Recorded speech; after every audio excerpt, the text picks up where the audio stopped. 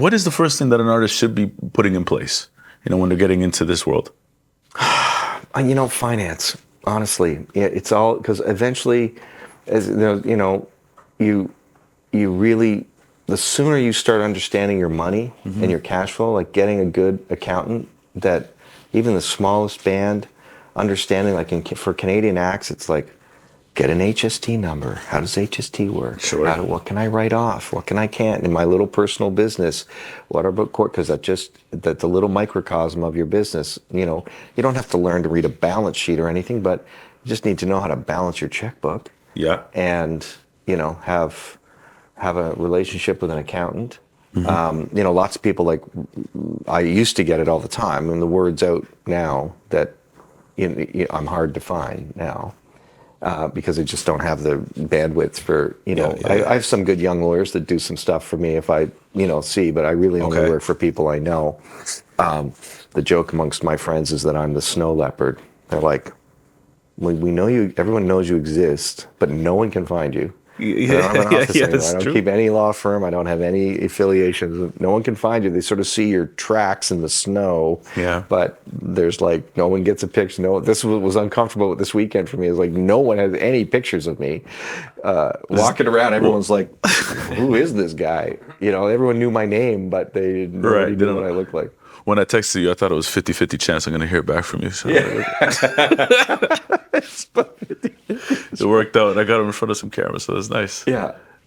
That's good. So start HST, finance, and then some kind of marketing, booking help. How do you? It depends on the style of music, of course. If it's live based, then you want to have someone who can book your shows and someone who can help manage your money to start out with, just so you keep track. Because so many times I see artists are so keen and they're just they get opportunities, are out there and they're not really ready for oh my God, how much does that cost? It's like, wow.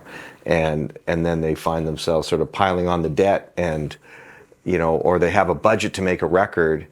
And I always whatever, you borrow it from your parents or you earned it, working or whatever. And, and maybe you get a grant from Factor and you're like, I've got $30,000. It's like, great, you can spend $15,000 making your record. That half, yeah, exactly. Because you need the other half. Yeah. It's like, but so many times I made a record for $32,000. I had $25,000 and then I borrowed $7,000 on my credit card, but I got the record done. I'm like, well, now you're just screwed. Now what? Yeah, because you can't do anything with it. And I think a general misconception that everybody says as well too, the way you make money in this business is touring. And yes, that's true, but touring costs a lot. Eventually. You're not. It's 2, 3, 4 tours in. The shit costs a lot of money to get on the road, to get the right people, to get the right venue, all that stuff. Merchandise. So that's there's an arc. It's a funny arc for the more your more advanced listeners that I start to see now. You start as a band and you're desperate, you're sleeping on people's floors, you're all driving in a van, you're making $200 a night, you just want to play somewhere and that's all you're doing. And so you're losing money, maybe get a little grant from Factor or whatever, you're doing your thing.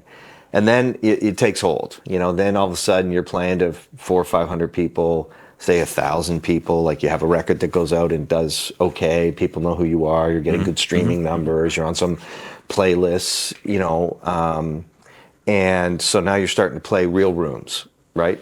And you're like, oh wow, great. And so now you're making money because you're still touring like you were a starving artist starting out. You still got a van, you're still but now you're playing real rooms, 500 people. So you start making some money, that's great. You start expanding your market, that's great. Then you get up into maybe even playing Massey Hall size or the Jubilee or whatever. You're playing 1,200, 1,400 seat venues, and it feels great. And now you got to expand to England and U.S. And all of a sudden, you're losing money again. You're dead, and you're like, what the hell happened? Yeah. I made money last year. Right.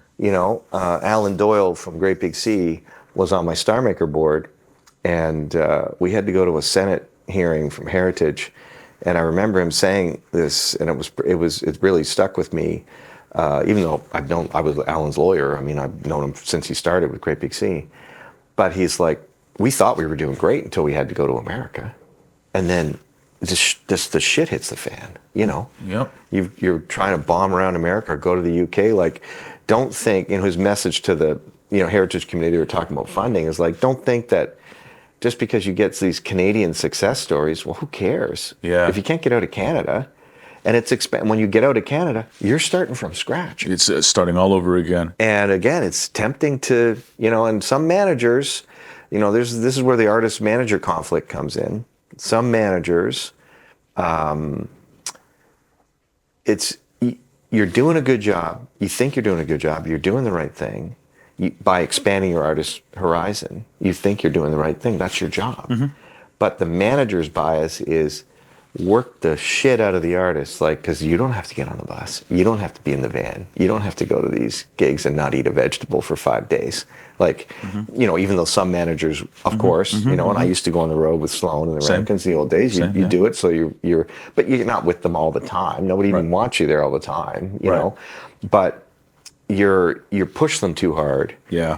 And then you think you're doing a good job, but all you're doing was you just made the artist work for 3 weeks to make no money or lose $5,000.